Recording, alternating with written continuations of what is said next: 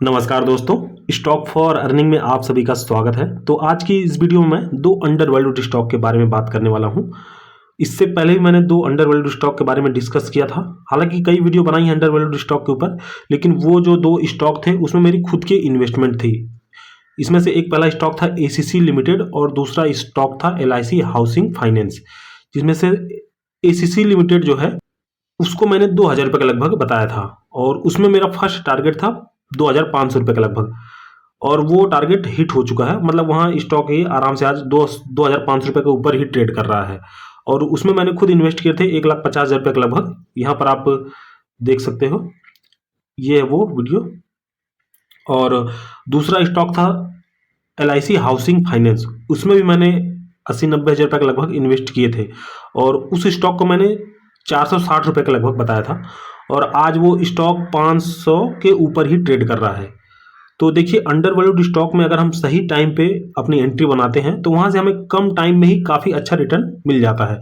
तो आज की इस वीडियो में ऐसे ही दो स्टॉक के बारे में डिस्कस कर रहा हूँ जो इस समय अभी हमें काफ़ी अच्छी प्राइस पे, एक तरह से आप कह सकते हो अंडर वैल्यूड है और बहुत ही अच्छे प्राइस पे मिल रहे हैं। तो अगर हम इन स्टॉक्स में अच्छी स्ट्रेटेजी बना करके इन्वेस्टमेंट करते हैं तो यहाँ से हमें काफ़ी अच्छा रिटर्न मिल सकता है।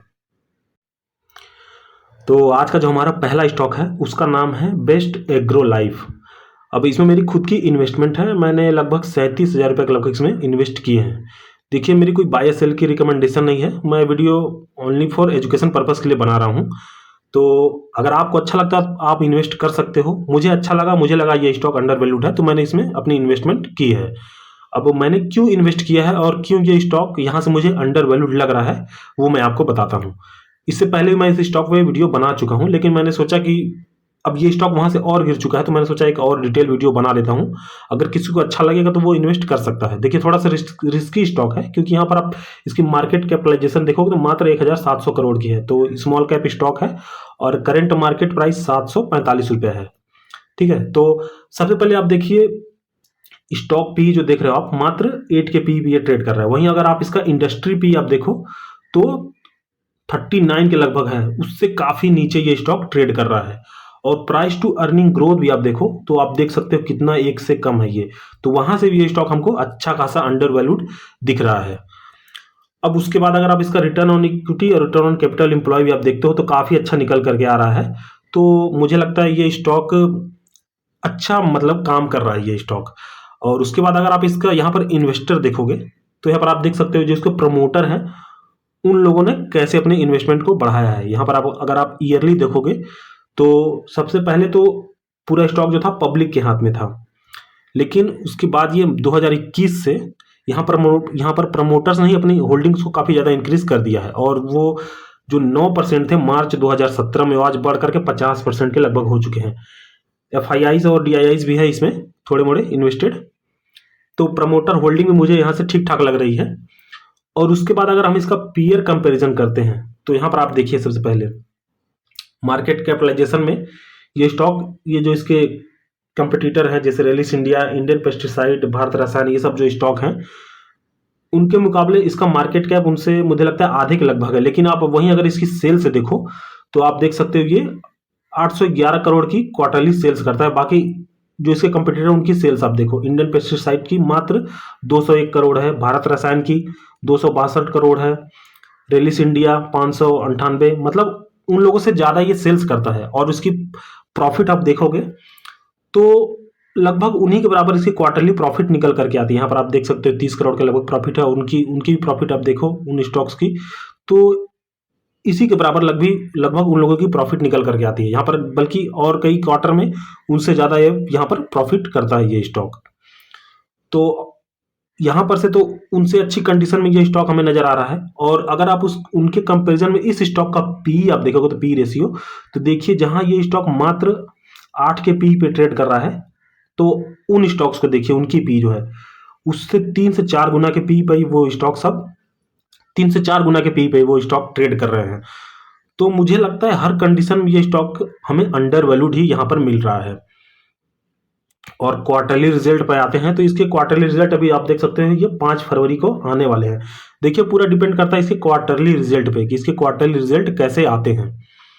अब यहाँ पर जो इसके दिसंबर क्वार्टर के रिजल्ट आने हैं लगभग यहाँ पर क्वार्टरली रिजल्ट भी ये स्टॉक काफ़ी अच्छा परफॉर्म कर रहा है। हर क्वार्टर में ये अपने पिछले क्वार्टर को बीट कर देता है। जैसे सितंबर का ही रिजल्ट आप इसका देखोगे तो पिछले सितंबर में जो 700 करोड़ की सेल्स थी वहाँ से बढ़ करके ये 811 करोड़ आया। उसके पहले आप जून की देखोगे तो जो जून की 464 करोड़ की थी जून 2022 में, वो आज जून 2023 का जो रिजल्ट था उसमें वहाँ से भी बढ़ करके इसकी क्वार्टरली सेल्स आई है।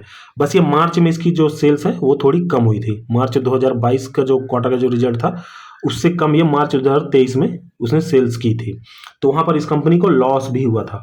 अब लॉस किस लिए हुआ था? क्योंकि यहाँ पर आप इसकी ऑपरेटिंग प्रॉफिट मार्जिन देखते हो तो घट करके मात्र 3% रह गई थी। तो देखिए पूरा जो ये एग्रो केमिकल का जो सेक्टर है वो ही पूरा प्रेशर में चल रहा है। तो इस स्टॉक में भी हमको प्रेशर ही देखने को मिलेगा, लेकिन उसके बावजूद ये स्टॉक ने काफ़ी अच्छा परफॉर्म किया है। इसके कस्टमर आप देख सकते हो यूपीएल है और जो बेस्ट क्रॉप साइंस करके एक कंपनी है, ये उस कंपनी को 100% ओन करता है। अब देखिए यहाँ पर जो इसके Q3 के रिजल्ट आने हैं वहाँ पर अगर ये स्टॉक अच्छा परफॉर्म करता है और उसके बाद भी ये स्टॉक ऊपर की ओर नहीं जाता है तो ये स्टॉक वहाँ से और अंडर वैल्यूड हो जाएगा, क्योंकि इसका जो स्टॉक पी है वो और नीचे चला जाएगा। अब यहाँ पर अगर इसकी प्रॉफिट ग्रोथ देखो पिछले 5 साल की तो 150% की है, सेल्स ग्रोथ देखो तो 63% की है। मतलब इतनी ज़्यादा प्रॉफिट ग्रोथ और सेल्स ग्रोथ है, उसके बाद ये इतने लो पी पे ये ट्रेड कर रहा है, तो ये स्टॉक वहाँ से भी और ज़्यादा अंडर वैल्यूड हो जाएगा। तो काफ़ी अच्छी अपॉर्चुनिटी है इस स्टॉक में इन्वेस्टमेंट के लिए। तो आज का जो हमारा दूसरा स्टॉक है उसका नाम है नारायणा हृदयालय। अब यहाँ पर इसका करेंट प्राइस जो है वो 1342 रुपये है और मार्केट कैपिटलाइजेशन 27,000 करोड़ का है। अब यहाँ पर इसका प्राइस टू अर्निंग ग्रोथ देखो तो वो भी आधे पे है, मतलब 1 से कम पे है ये, तो यहाँ से लगता है अंडर वैल्यूड है। लेकिन यहाँ पर अगर आप इसका पीयर कंपेरिजन जब आप देखोगे तो इसके जो कंपटीटर है जैसे max health care, global health, ये सब इसके कंपटीटर हैं।